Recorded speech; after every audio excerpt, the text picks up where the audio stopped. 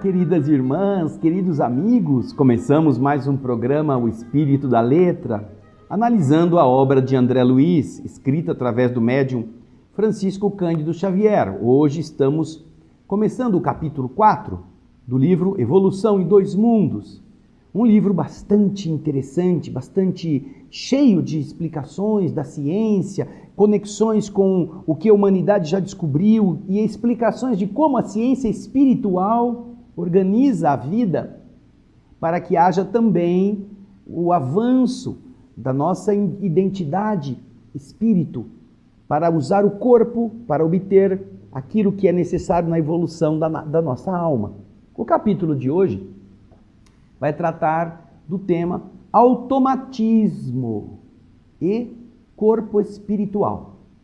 Nós vimos no capítulo 3 que ao longo dos milhões de anos em que as vidas física e não física, espiritual, foram se organizando, em cada etapa, a mônada que estagiando ali ia aprendendo coisas e tornando automáticas na sua estrutura. Depois passava para a etapa seguinte, mais avançada no corpo material, e depois os sistemas iam se incorporando a essa estrutura de desenvolvimento da mente primitiva. Agora, nós vamos voltar ao automatismo, ou seja, a automatização, aquilo que acontece sem você pensar. Você respira sem pensar, seu coração pulsa sem pensar, seu estômago digere sem você pensar. Todas estas estruturas que já foram automatizadas em relação agora ao corpo espiritual, a estrutura daquela veste que a gente vai aprender em vários capítulos como é que ela se organizou. Então, pegue o seu livro, não esqueça de pegar um papel, um lápis. Eu disse na semana passada e vou mostrar a vocês novamente esta obra, Elucidário de Evolução em Dois Mundos. Você tem neste livro, capítulo por capítulo, definições dos termos mais complicados que em cada capítulo você vai encontrar. Você pode aprender com a explicação científica de cada um destes significados. Porém, nós não estamos aqui para fazer uma explicação mais complexa do que o próprio livro. Estamos aqui para criar em sua mente a ideia básica do que significa que o André Luiz está querendo explicar, com aqueles termos estranhos, muitas vezes não muito familiares. Portanto, nosso desejo é que você possa perder o medo de estudar este livro, ao contrário do que algumas pessoas podem pensar. Nós não estamos buscando erudição científica, demonstrar conhecimentos ou superioridades intelectuais. Não, nós estamos querendo que você entenda a beleza que está aqui dentro. Vamos lá então, começando a leitura deste capítulo 4. O automatismo e o corpo espiritual. Veja aí o slide. Ele vai iniciar com o automatismo fisiológico, o automatismo do nosso organismo. Então ele diz o seguinte, olha, compreensível, é importante realçar que o princípio inteligente, a mônada, no decurso dos milênios, dos evos, são tempos muito longos, plasmou, gerou, modelou em seu próprio veículo de exteriorização. O que é o veículo de exteriorização? É a roupa que ela usava, que ela usa em cada essa plasmagem de si mesma, essa roupa que ela veste, e exteriorizou no seu veículo as conquistas que foram alicerçando o crescimento para maiores afirmações nos horizontes da evolução. Em cada etapa, ela melhorava também essa vestimenta que ela usava, esse modo de exprimir-se. A mônada era uma coisinha minúscula lá no reino mineral, depois ela vai se ampliando, vai se tornando mais complexa, a roupagem com que ela vai se apresentando também vai ganhando complexidade. Continua André Luiz dizendo, dominando as células vivas, tanto da natureza física, células físicas, quanto as células espirituais da sua composição, como que, utilizando-as a seu próprio serviço, de modo a tornar-se senhora das possibilidades mais amplas de expansão e de progresso, esse princípio, essa mônada sofre no plano terrestre e no plano extraterrestre as profundas experiências que vão possibilitar-lhe, no caminho do tempo, na estrutura temporal, esse automatismo fisiológico. O automatismo que estávamos dizendo. O corpo funciona independentemente dela ficar pensando que tem que fazer aquilo. Você já pensou? Vem aqui para mim, olha. Você já pensou que se você tivesse que ficar falando assim para o coração, bate, descansa, bate, descansa, bate, descansa, bate, descansa. Ao mesmo tempo, se você tivesse que falar para o pulmão, respira, inspira, expira, inspira, expira, bate, descansa, inspira, expira, bate, descansa, inspira, expira. Aí você tem que falar para o olho, pisca, fecha e abre, fecha e abre, fecha e abre, fecha e abre. Ia ser uma tragédia, né? Sem precisar fazer nada disso. Assim, nossa, eu não tenho tempo para nada. Imagina se eu tivesse que ficar mandando o coração bater e descansar, o pulmão respirar e expirar, inspirar e expirar, o olho bater, fechar, abrir, o estômago digerir. Você ficava louco. Então, essas coisas foram sendo automatizadas. E esta ida e volta na vida física e na vida espiritual permitiu que se construísse esse automatismo fisiológico, por meio do qual, continua o texto dizendo, sem qualquer obstáculo, sem qualquer dificuldade, se executam todos os atos primários da manutenção, preservação e renovação da própria vida. Ou seja, automaticamente o indivíduo vive, sem precisar mandar o coração bater, o pulmão respirar, o sangue circular, levar alimento, a célula comer o alimento, excretar. Não, ele vive. Se ele não souber nada disso, ele continua vivendo espontaneamente, autonomamente. Então ele está falando que tudo isso, esses milhões de anos favoreceram a essa automação. Ficou automático esse processo e a mente da mônada agora não precisa se preocupar com isto. Vou dar um exemplo aqui bem fácil de você entender. Quando você tirou a carteira de motorista, você pegou o carro pela primeira vez, você ficava pensando, agora eu tenho que pôr a primeira, tenho que botar na embreagem, vou pôr a primeira, depois vou pôr a segunda, acelera, tem que sair devagarzinho, depois eu tenho que olhar para os lados, dou sinal, vou ver se vem vindo o carro, qual que é a mão da rua. Tudo isso você tinha que trabalhar ao mesmo tempo. Tem pessoas que chegavam em casa depois de dar uma volta com o carro e tinham que dormir de tão nervosas que elas tinham ficado, tanta tensão, de preocupar-se com tudo.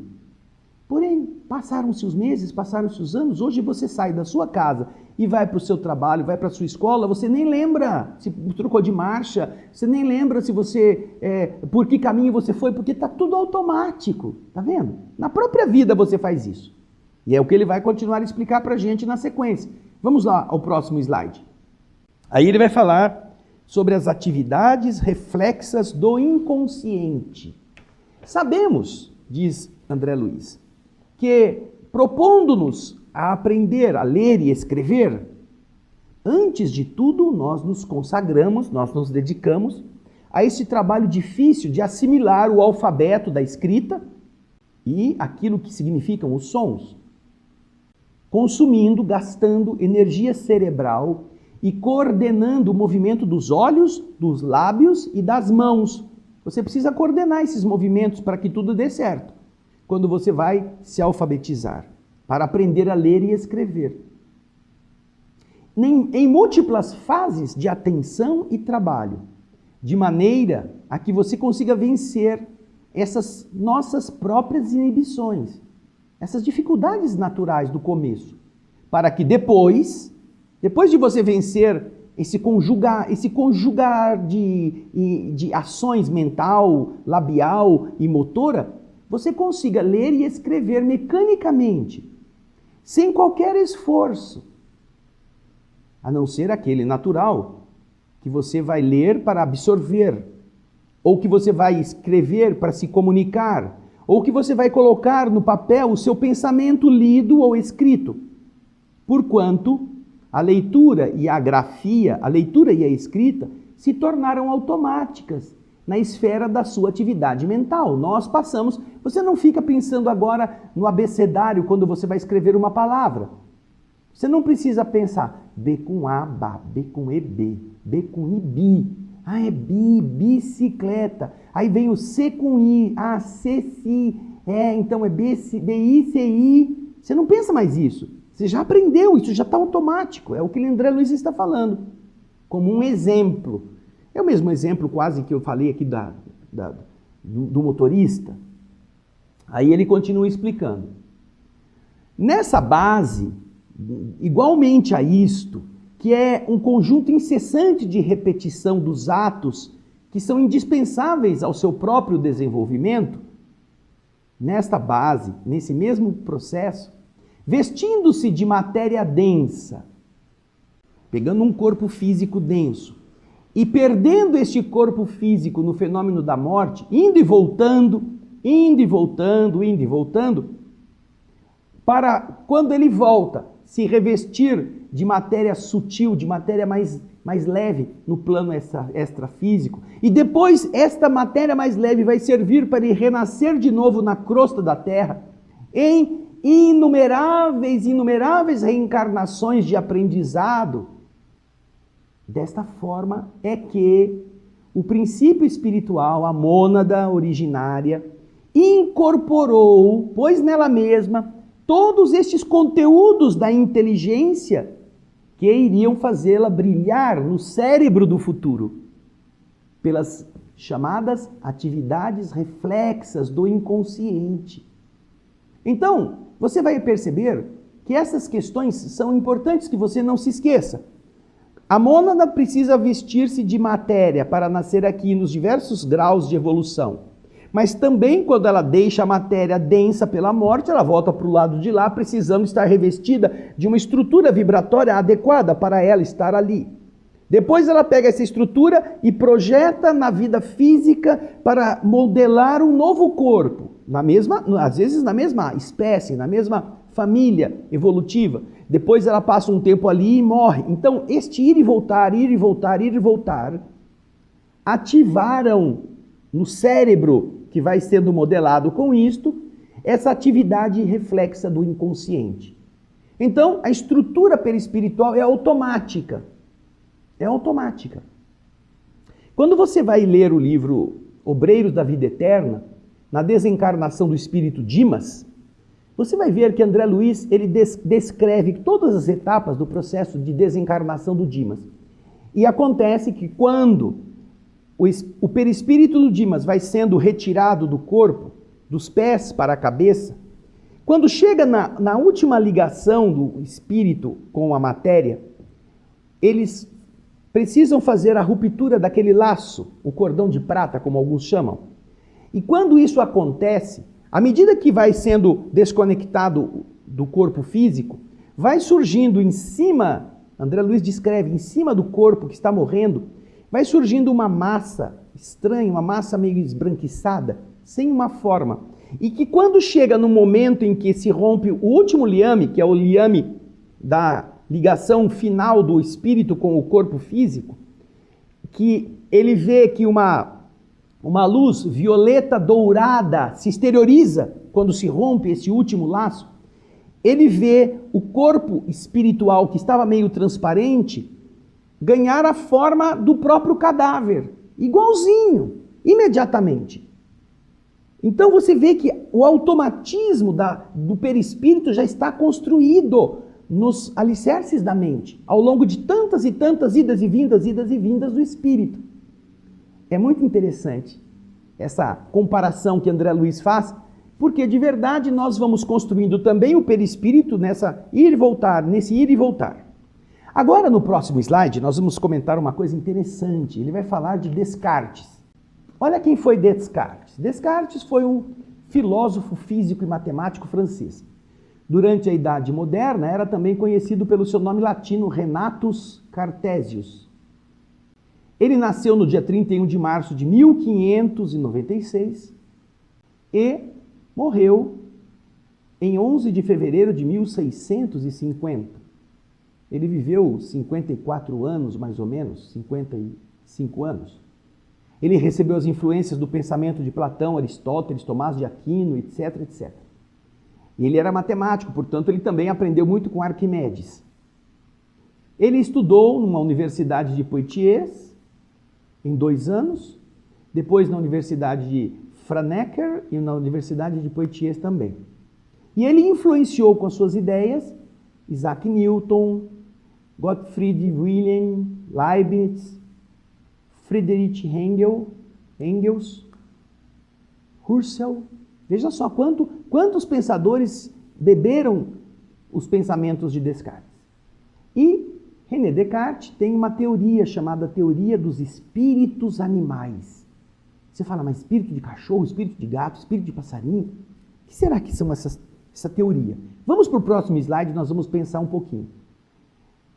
Você vê ali 2 cérebros desenhados no livro que foi publicado depois que Descartes morreu.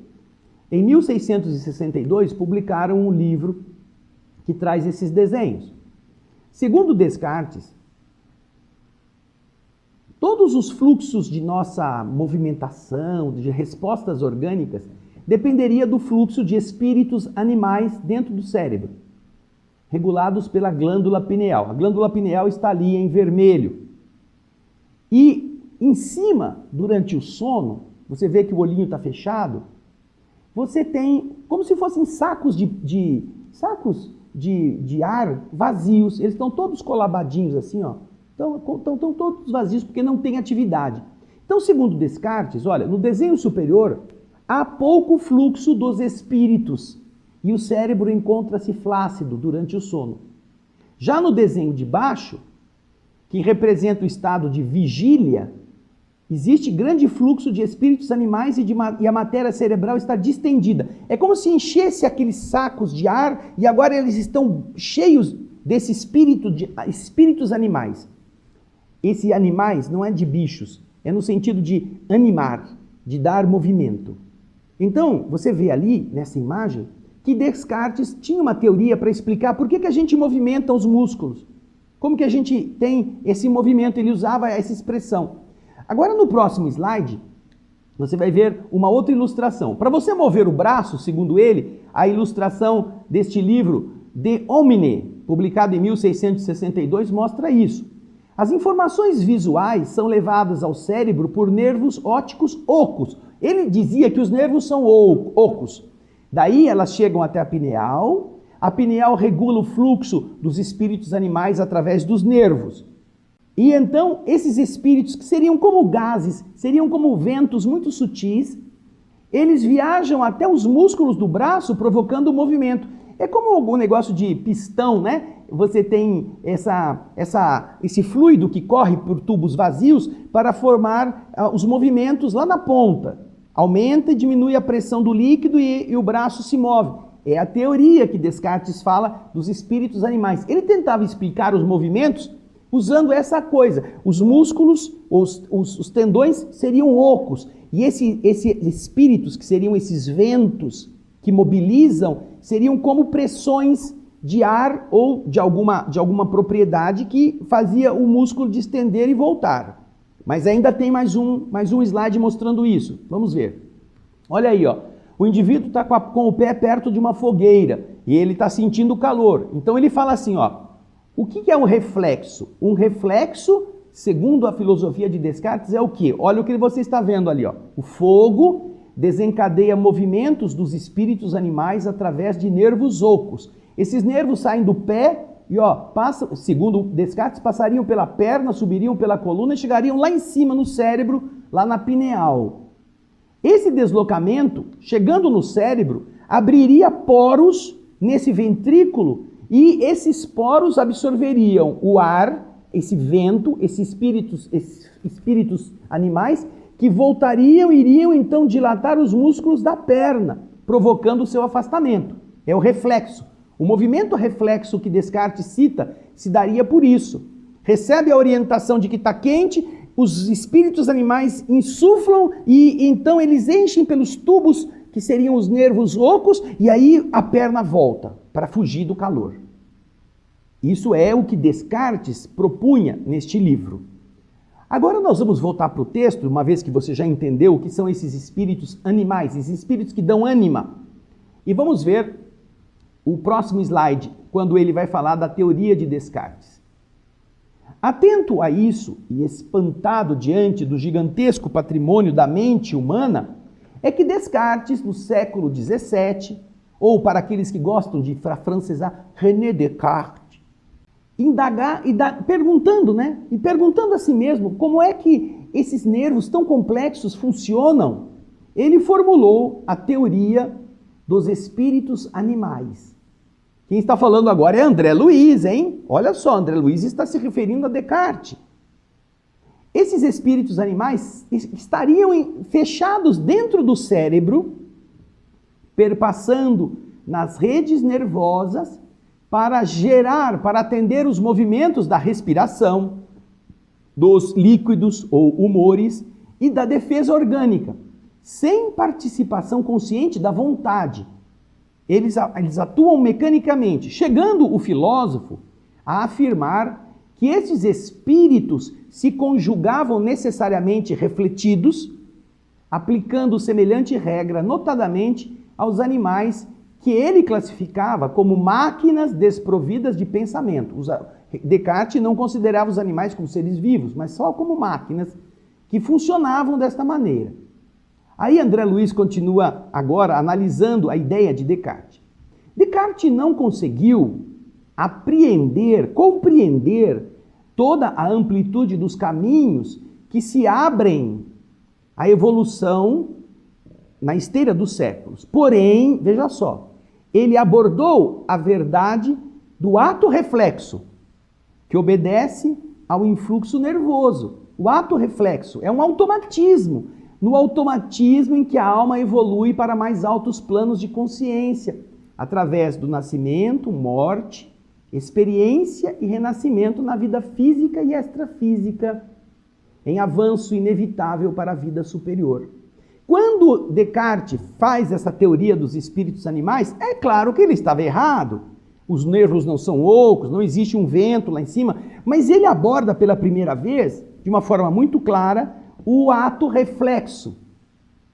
Aquilo que imediatamente acontece e que nasce, agora se compreende como, de um automatismo. Seu cérebro não precisa dizer a você: ô André, essa chapa está quente, vai lá e tira a mão. Você não pensa.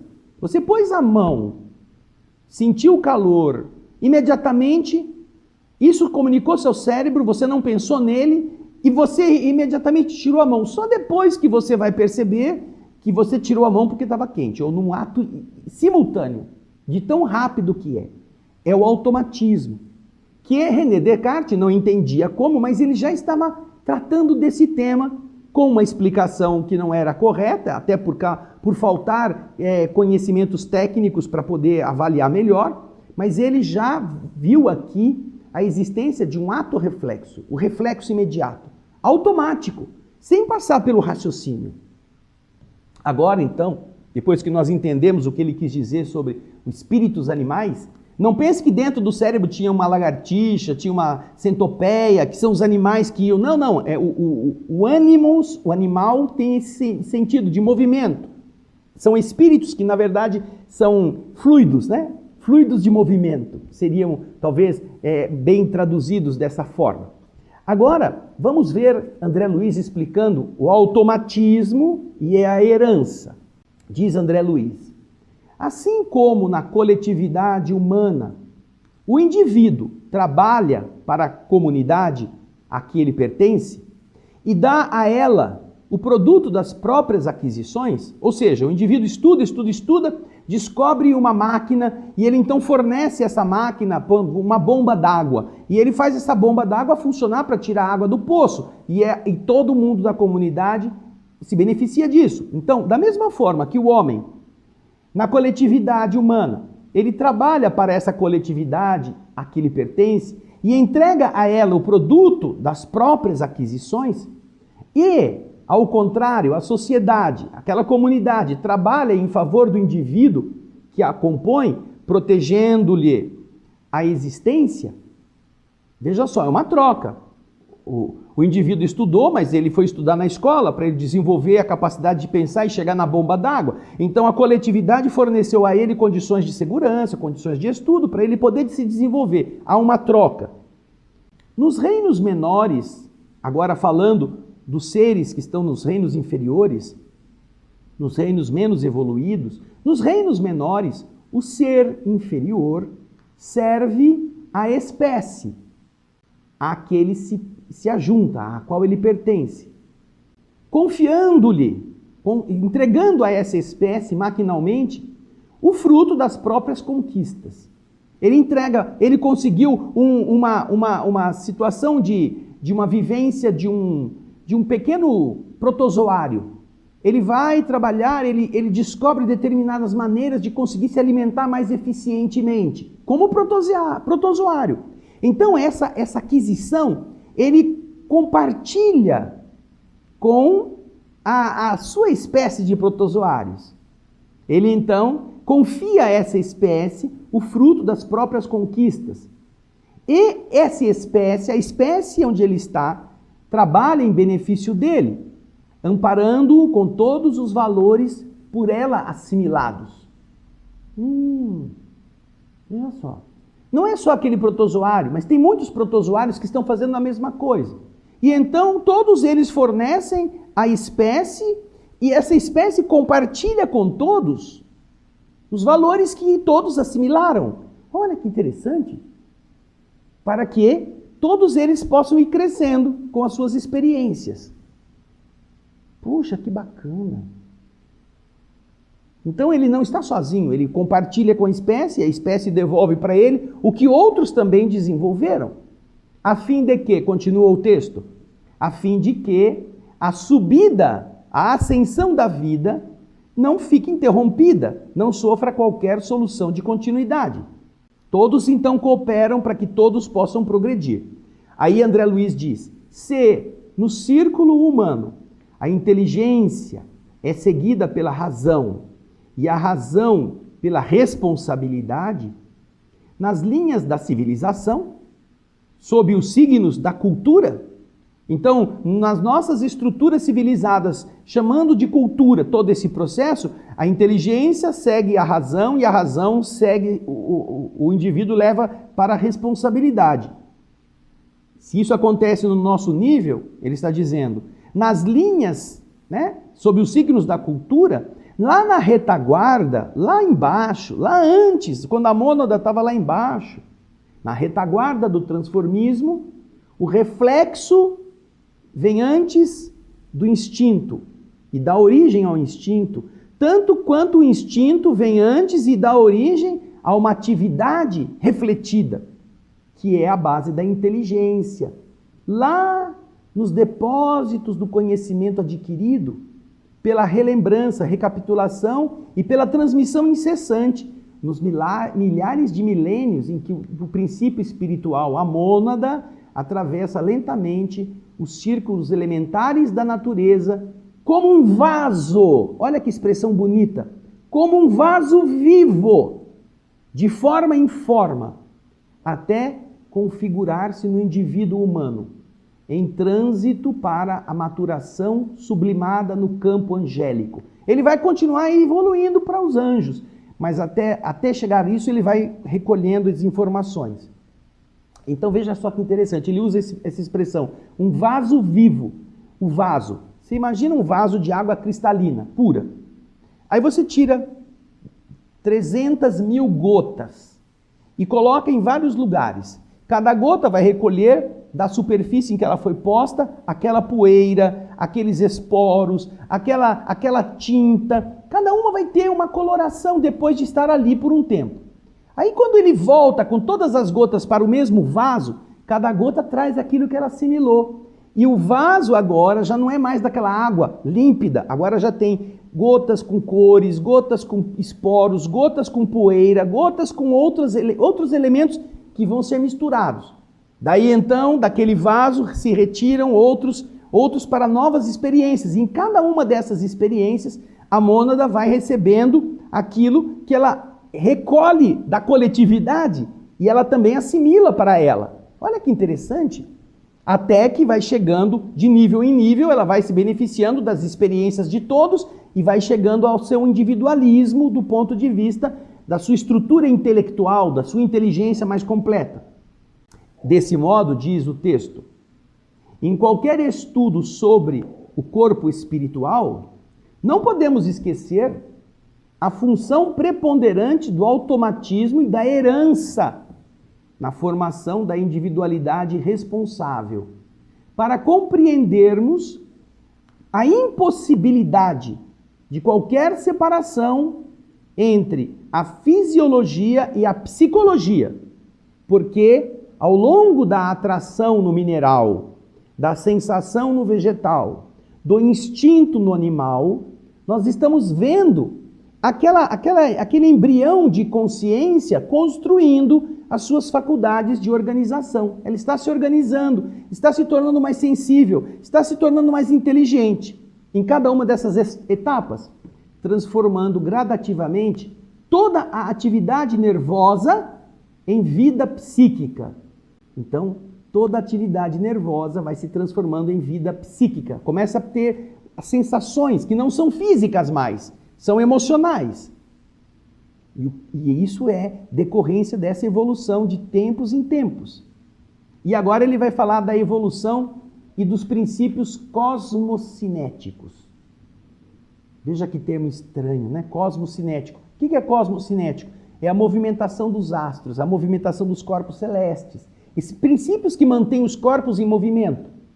Aí ele continua, veja o texto aí. Os dias da criação, assinalados nos livros de Moisés, aqueles 7 dias, lembra? Que a Bíblia fala no Gênesis. Esses dias da criação não são 7 vezes 24 horas. Eles são épocas imensas no tempo e no espaço. Porque o corpo espiritual, que é o modelador do corpo físico, e o corpo físico, que representa o corpo espiritual, eles constituem a obra de séculos numerosos. Não foi num estalo de dedo.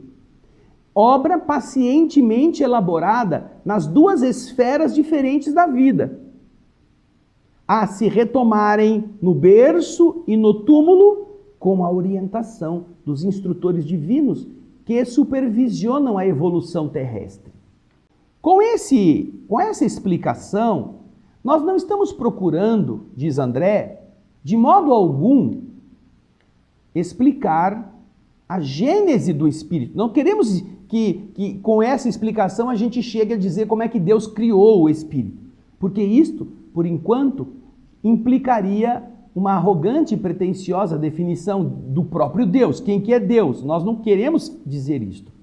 Nós estamos aqui nos propondo simplesmente realçar que a lei da evolução prevalece para todos os seres do universo, tanto quanto os princípios que movimentam os corpos celestes, os princípios cosmocinéticos, que determinam o equilíbrio dos astros, são, na origem, os mesmos princípios que regulam a vida orgânica, na estrutura e movimento dos átomos. Átomo é aquilo que gira em torno do núcleo, da mesma forma que os planetas giram em torno das estrelas. Então são os mesmos princípios. O veículo do espírito, quando ele fala veículo do espírito, é a roupa, aquilo que o espírito usa para andar depois que o corpo físico morre. O veículo do espírito, além do sepulcro, além da cova, lá no plano espiritual, ou quando ele volta ao berço, reconstituído pelas células físicas do útero da sua mãe, que vai lhe dar um novo corpo, esse veículo, essa roupa, é a soma de experiências infinitamente repetidas, avançando devagarzinho da obscuridade para a luz. Nele, neste corpo, neste veículo físico espiritual, nós situamos a individualidade espiritual, que se vale daquelas vidas menores para ir se afirmando, das vidas menores que lhe prestam serviço, dela recolhendo preciosa cooperação para crescerem por sua vez, conforme os indiscutíveis objetivos do progresso. Então, nas bases do crescimento do seu ser através dos evos, dos milhões de anos, o espírito foi adquirindo esse automatismo para modelar o seu veículo do perispírito. Essa coisa que chamamos de perispírito foi construída também ao longo dos milênios por nós e está sendo construída ao longo dos milênios por cada ser que ainda está nos ambientes anteriores da vida. Estão nessas faixas iniciais do progresso. Estão sendo gerados essas mônadas que estão em evolução, como o seu cachorro, o papagaio, como a minhoca, como os outros artrópodos. Todos eles estão em processos também de melhoria. Agora, encaminhando-nos para o final, nós temos a gênese dos órgãos do corpo físico e espiritual, psicossomáticos. Como que esses órgãos foram gerados? Porque o corpo espiritual tem órgãos, imagina isto, que interessante. Todos os órgãos do corpo espiritual e que geram modelos para o corpo físico foram construídos com lentidão, atendendo-se à necessidade do campo mental em seu condicionamento e sua exteriorização no meio terrestre. É assim que, veja só que interessante isso, hein? O tato nasceu no princípio inteligente quando ele passou pelas células nucleares em seus impulsos da ameba. O tato foi desenvolvido quando a mônada estava na região evolutiva das amebas. A visão iniciou-se pela sensibilidade do plasma nos flagelados monocelulares expostos ao clarão solar, à luz do sol. Alguns unicelulares, eles reagem à exposição da luz. Esse é o início, é a protoforma da visão. Que o olfato, o cheiro, o nosso olfato, começou nos animais aquáticos de expressão mais simples, por excitações do ambiente em que eles evoluíam. O olfato, alguma coisa começou a ser notada quimicamente. O gosto surgiu nas plantas, muitas delas armadas de pelos viscosos destilando sucos digestivos. E que as primeiras sensações do sexo apareceram com algas marinhas providas não só de células masculinas e femininas que nadam, atraídas umas para as outras, mas também de um esboço de pele, de epiderme sensível, que podemos definir como região secundária de simpatias genésicas. Também as sensações do sexo começaram a aparecer quando células ou algas masculinas e femininas começaram a também se aproximar e também puderam compartilhar material genético por causa dessa estrutura da epiderme celular que as envolvia. Então você vê que estes trabalhos que hoje são sentidos da nossa percepção estão iniciando lá atrás, nos momentos mais simples, para tornarem-se cada vez mais complexos, mais especializados, até que nós tenhamos as estruturas genésicas desenvolvidas nos órgãos da sexualidade, nós tenhamos a capacidade de sentir os odores, os sabores, nós possamos ouvir, escutar, possamos sentir, falar, possamos respirar, possamos sentir gosto, tudo isso. E agora, para encerrar, André Luiz vai falar do trabalho da inteligência. Acompanhe conosco.